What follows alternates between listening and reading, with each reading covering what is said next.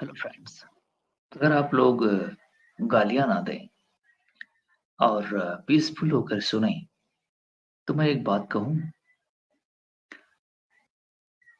जो अभी places of worship को लेकर के पर्टिकुलरली हिंदूज़ और मुस्लिम्स के बीच जो डिस्प्यूट है,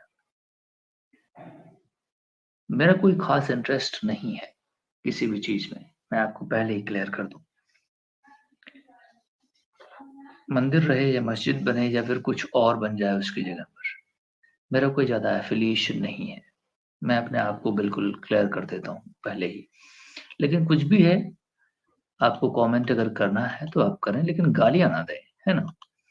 जो बात है मैं टू द फैक्ट आपको रखता हूँ, ठीक है? कुछ इसमें लॉ बने हुए हैं। हाँ, कुछ गड़बड़ी ज़रूर हुई है जब क्योंकि मुस्लिम्स जो यहाँ पे आए, वो एक इन्वेजन के तौर पर आए, है ना? इस नॉर्दर्न बॉर्डर से जब आए लोग, तो ज़्यादातर इन्वेजन के तौर पर गौरी टाइप के लोग, है ना? तो 1991 के बाद से सॉरी 1191 करीब 1200 सीई के बाद से जब सक्सेसिव दिल्ली सल्तनत बाकी अ, फिर मुगल्स नहीं, तो ये 2 जो आए, इन्होंने यहाँ की ज्योग्राफी, यहाँ के इक्वेशंस को कंप्लीटली चेंज किया, है ना? लार्जली कन्वर्जन हुए क्योंकि अ मुस्लिम्स के कॉन्सेप्ट में रिलीजियस कॉन्सेप्ट में ये है कि मूर्ति पूजा नहीं करते, है ना?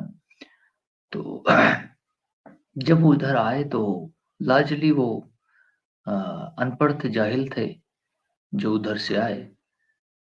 तो उन लोगों ने जो रूलर्स होते हैं, पहले तो जाहिल होते ही हैं, है ना? तो वो तलवार के दम पर ही आए यहाँ पर। तो उन्होंने लार्जली लोगों को मास कन्वर्जन किया, है ना? सेकंड क्लास ट्रीटमेंट किया यहाँ के नेटिव्स के साथ और एट्रोसिटीज़ की, है ना? तो अब क्योंकि वो बुत की पूजा ना करना, मूर्ति पूजा ना करना, तो उन्होंने जो ये हिंदूज़ यहाँ पे करते थे, ये उनके साथ काफ़ी हैवी हैंडेडली इनका, है ना? अ, इनके साथ बर्ताव किया और मारा-पीटा, कन्वर्जन किया, टेम्पल सब कुछ डिस्ट्रॉय कर दिया, नहीं? तो लार्ज स्केल पर उन्होंने डिस्ट्रक्शन की। हुँ, तो कोई अकबर के ज़माने में केवल और केवल पूरे इस 800 साल के पीरियड में केवल एक ऐसा पॉइंट मिलता है, वृंदावन जो टेम्पल है यहाँ मथुरा के पास, उसको अकबर ने कंस्ट्रक्ट कराया था। हुँ, तो ये एक इतिहास में मुझे मिलता है, बाकी मेरे पूरे नॉलेज में जितना मैंने पढ़ा है, वहाँ मुझे कहीं नहीं मिला, जबकि डिस्ट्रक्शंस काफ़ी मिले हैं। और जो भी आए, इवन दो औरंगज़ेब के बाद उसकी तीसरी संतान जो थी, सॉरी, अकबर के बाद तीसरी संतान है वो ये औरंगज़ेब, उसने भी काफ़ी लार्ज स्केल डिस्ट्रक्शंस की। हुँ, तो ये सारी चीज़ें होती रही हैं। अब क्योंकि उनकी कॉन्सेप्ट में है, मूर्ति पूजा ना करना, तो वो दूसरे और पावर में भी थे और अनपढ़ भी थे, नहीं? तो लार्ज स्केल पर उन लोगों ने डिस्ट्रक्शंस उनको पसंद आया कि सब कुछ मिटा कर के यहाँ जितना भी इम्पोर्टेंट रिलिजियस प्लेसेस हैं हिंदूज़ के, क्योंकि वो इम्पोर्टेंट रिलीजियस प्लेसेस अक्सर सामने आ भी जाते हैं, नहीं? लोग आ जा रहे होते हैं, भीड़-भड़क्का होते हैं, तो वो नोटिस में भी आ जाते हैं कि यहाँ क्या चल रहा है। अब क्योंकि उसको बिल्कुल पसंद नहीं, है ना? ये सब चीज़ें होना वो पावर में भी है, हुँ? तो गिरा दो इसको, क्या हो रहा है यहाँ, क्या हो रहा है, सबको मार के कन्वर्ट करो इसको, हुँ? तो जो यहाँ पे जो मुस्लिम आज उसको अपोज़ कर भी रहे हैं, वो यहीं के कन्वर्टेड लोग हैं, है ना? तो अब ये रिलिजन जो है एक आइडियोलॉजी बन चुकी है, हुँ? पीपल्स गैदरिंग और अपने पॉलिटिकल इंटरेस्ट के पर्पज़ से भी इसका इस्तेमाल हो रहा है। तो ये जो रिलिजन है वो ट्रांसफ़ॉर्म अपने एसेंस में हो चुका है, क्योंकि लार्जली एथिकल मॉरल प्रिंसिपल्स जिस वैल्यूज़ पर रिलिजन बना था, वो अब कोई ऑब्ज़र्व भी नहीं कर रहा है, ठीक है? तो ये केवल एक बदतमीज़ी करने का एक कॉन्सेप्ट बन गया है और रिलिजन जैसे कोई चीज़ बचा नहीं है इन एसेंस। लेकिन अब मार-पीट और बाकी सारी चीज़ें, क्योंकि रिलिजन जो है वो अपनी कम्युनिटी के पॉलिटिकल इंटरेस्ट को प्रोटेक्ट करने का एक कॉन्सेप्ट और पीपल गैदरिंग का कॉन्सेप्ट बन गया है, नहीं? तो वो इसमें वोटिंग शुरू हो गई है ना? पॉलिटिकल इंटरेस्ट आ गया है। तो ये सब इसको एक्सप्लॉइट भी लोग कर रहे हैं। तो मैं एक दिन बहुत सोच रहा था इस मैटर पे, करीब 6 महीने पहले क्या सोच रहा था मुझे याद भी नहीं है, लेकिन कुछ कलर उसका मुझे याद आ रहा है कि अ, जिस रास्ते पर हम खड़े हैं, वहाँ पर कई सारी चीज़ें हैं। आइदर आप चाहें तो कम्युनल टेंशन चीज़ों को डिस्ट्रॉय करें, अनडू करें, नहीं, और वायलेंस करें, अपनी ही सोसाइटी को डिस्टर्ब करें। एक तो तरीका ये है। एक तरीका ये है कि जो जैसे है, उसको वैसे ही मान लेना उचित है कि फर्दर प्रोसीड करते हैं। अब क्योंकि जो यहाँ पे मुस्लिम्स हैं अ, वो अपने आप को यहाँ का नहीं मानते। आई एम सॉरी टू से दिस।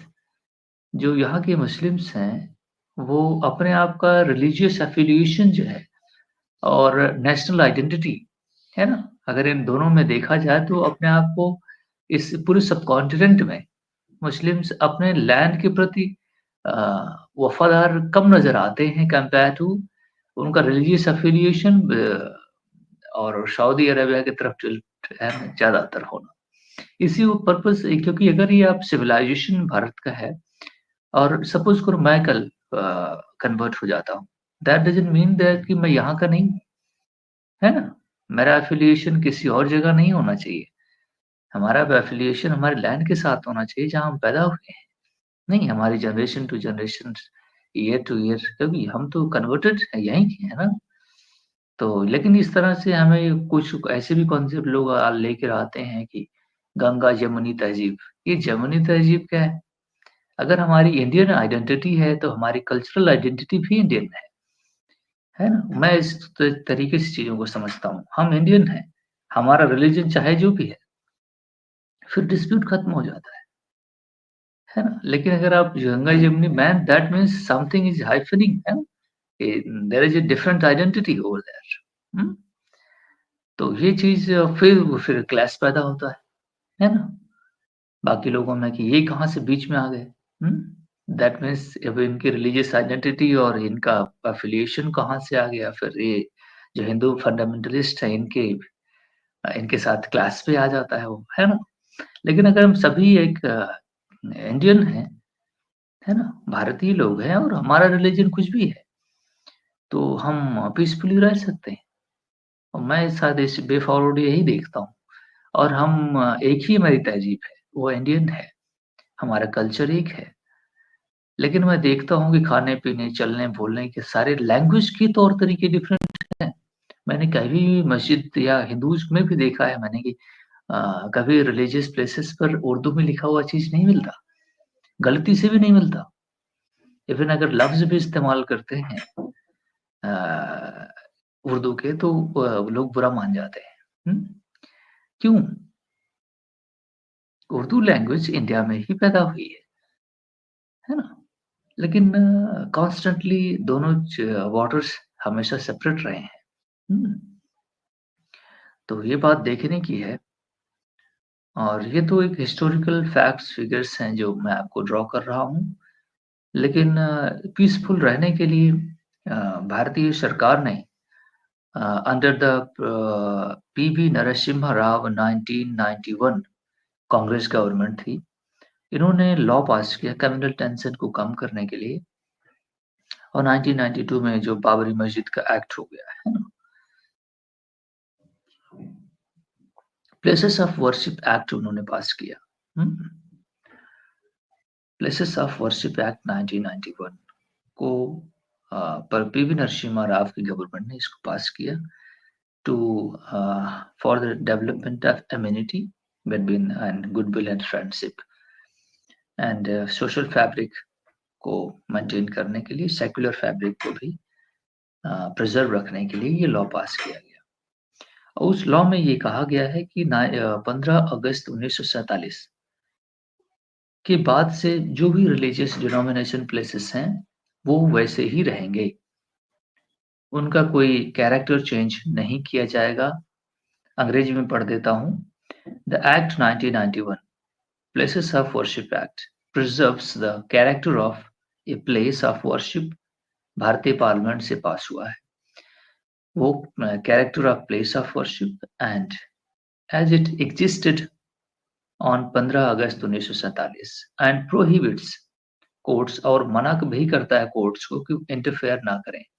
ठीक है, लेकिन इसको चैलेंज भी किया गया। इसमें एक एक्सेप्शन था कि जो बाबरी मस्जिद का मामला, राम जन्मभूमि का मामला, इसको एक्सेप्शन छोड़ दिया गया। बाकी सारे religious places will remain as it is, as they were since 15th of August 1947। जैसे का तैसा स्टेटस रहेगा, लेकिन एक को छोड़ दिया गया था और उसी छोड़ने के रेफरेंस में वो सारा जो टेंशन्स हुआ और एज ए रिजल्ट डिमोलिशन हुआ मस्जिद का, बाबरी मस्जिद आई मीन। द पिटिशंस भी इस लॉ को चैलेंज कर दिया गया है, इसकी कॉन्स्टिट्यूशनैलिटी को, और supreme court is at to decide. Okay, अभी इसको डिसाइड करना बाकी है और तब से 20-30 साल हो चुके हैं, लेकिन अभी तक इस पे काफी हेयरिंग नहीं हो सकी है। कोर्ट ने सेंट्रल गवर्नमेंट से इनके एफिडेविट और इनके रिस्पांस को मांगा है, कहा था कि 2 साल में जमा करें, लेकिन सेंट्रल गवर्नमेंट ने अभी तक कोई रिस्पांस नहीं दिया है। तो अब देखते हैं, सेंट्रल गवर्नमेंट के पास पावर है भी कि ये इसको वापस भी ले सकता है, लॉ को, है ना, अमेंड कर सकता है या फिर नहीं रिपील कर सकता है। तो मिस्टर मोदी की गवर्नमेंट है, वो रिपील भी कर सकते हैं, नहीं कॉन्स्टिट्यूशन पार्लियामेंट से। कोर्ट की बात हियरिंग ही खत्म हो जाएगी, है ना। तो अब देखने वाली बात है कि इफेक्ट तो यही है, लेकिन आज की डेट में जब तक कोर्ट का ये लॉ है, अभी ये चैलेंज भी है, तो इस वजह से ही ये जो कोर्ट्स हैं, ये जो लोकल कोर्ट्स हैं, ये सर्वे करने के लिए ये कह रही हैं, है ना, कि आप जाके सर्वे करिए। अदरवाइज ये लॉ अगर है तो कोर्ट को आदेश देने का परमिशन नहीं है, क्योंकि ये लॉ ही चैलेंज्ड है अभी कोर्ट में, है ना, इसकी वैलिडिटी पे क्वेश्चन है, इसलिए कोर्ट्स जो हैं अभी आदेश दे रही हैं। लेकिन अगर जिस दिन ये लॉ वैलिड हो जाएगा तो कोर्ट का ये आदेश भी खत्म हो जाएगा, है ना। तो फिर वो उनकी पावर, अथॉरिटेटिव पावर होती है सुप्रीम कोर्ट की, तो जिस दिन वो वैलिड हो जाएगी उस दिन से ये चीजें खत्म हो जाएंगी। तो ये है ओवरऑल सिस्टम। अब इन्होंने सर्वे करने भेजा, वो मारने दौड़े, इन्होंने ये दौड़े, फिर वो दौड़े, फिर उन्होंने मार दिया, फिर इन्होंने मार दिया। ये तो आप सब रोज न्यूज में सुन ही रहे हैं, है ना। लेकिन ओवरऑल जो मामले हैं वो कुछ इसी तरह है। ये अभी जो मस्जिद का मामला फंसा, शाही जामा मस्जिद उत्तर प्रदेश की है, संभल डिस्ट्रिक्ट में भी, शायद 10 से 5 दिन का मामला है ये 16वीं सेंचुरी में बनी थी मस्जिद, जिसको मिस्टर बाबर ने कंस्ट्रक्ट किया था, और कहा जा रहा है कि ये हरिहर मंदिर जो है, ये वहां बिल्ड किया गया, इसको डिमोलिश करके, इस मंदिर को, हरिहर के मंदिर को डिमोलिश करके मिस्टर बाबर ने इसको शाही जामा मस्जिद कंस्ट्रक्ट कर दिया वहीं पे। ऐसा हिंदू क्लेम करते हैं, लेकिन अब सर्वे और उसके फाइल्स जब जाएगी तब उसका एक अलग मामला सामने आएगा। लेकिन मैं फिर से कहता हूं कि मस्जिद होने से कोई डिस्प्यूट नहीं है, होना चाहिए, लोग रिलीजियस प्लेसेस पर जाएं भी, लेकिन एक मामला तो फंसता है। अब ज्ञानवापी मॉस्क मस्जिद का भी मामला है, वहां भगवान शिव की पूजा होती थी, नहीं, वो आया, उसने उसको गिरा दिया, नहीं, तो बहुत ये गलत चीज हुआ है ना। अब ये कहते हैं कि हमें क्लेम करने का हमारा, क्योंकि हम आजाद हुए हैं तो रिक्लेम करने का हमारा राइट भी बनता है ना। अब कोर्ट ही तय करेगा कि किसका क्या राइट बनता है। अब पता नहीं किस में किस तरफ जाएगा, लेकिन मैं कहता हूँ कि अगर कुछ भी मामला बनता है तो कोर्ट क्योंकि पास वहां पे इंटेलेक्चुअल लोग हैं और डिबेट करेंगे और किसी वे फॉरवर्ड पर पहुंचेंगे, है ना। और इसको कोर्ट को ही डिसाइड करने देना चाहिए कि मस्जिद तो तमाम दुनिया में है ना? ये सॉरी इंडिया के अंदर तमाम सारे बने हुए हैं, लाखों हैं, और भी बन सकते हैं, है ना? अब किसी की छाती पर ही मस्जिद बनाओ, नहीं, या किसी के रिलीजियस प्लेसेस को डिमोलिश करके या फिर हम तुम वहाँ गिरा देंगे, तुम वहाँ गिरा दोगे, नहीं। तो इस मामले पे थोड़ा-सा इसको पीसफुली आम आदमी को इसको नहीं लेना चाहिए और सेंटिमेंटल नहीं होना चाहिए, है ना? मेरे हिसाब से। हुँ। कोर्ट को डिसाइड करने दो कि उसको क्या करना है और बाकी वहाँ पर सभी लोग इंटेलेक्चुअल हैं और वो डिसाइड करेंगे चीज़ों को, है ना? वो हम लोगों से ज़्यादा बेहतर समझते हैं चीज़ों को। और जो कंट्री के लिए वेलफेयर के लिए होगा वो उसको वही समझते हैं, है ना? Taking all the things into consideration. लेकिन आम आदमी को अपने हाथ में लॉ को नहीं लेना चाहिए और मार-पीट या झगड़ा-लड़ाई पे उतरे नहीं। अपने इमोशंस को कंट्रोल करें, है ना? किसी की मंदिर थी, तो किसी की मस्जिद था, तो किसी ने गिरा दिया, तो किसी ने फिर गिरा दिया। नहीं, इससे बचें, है ना?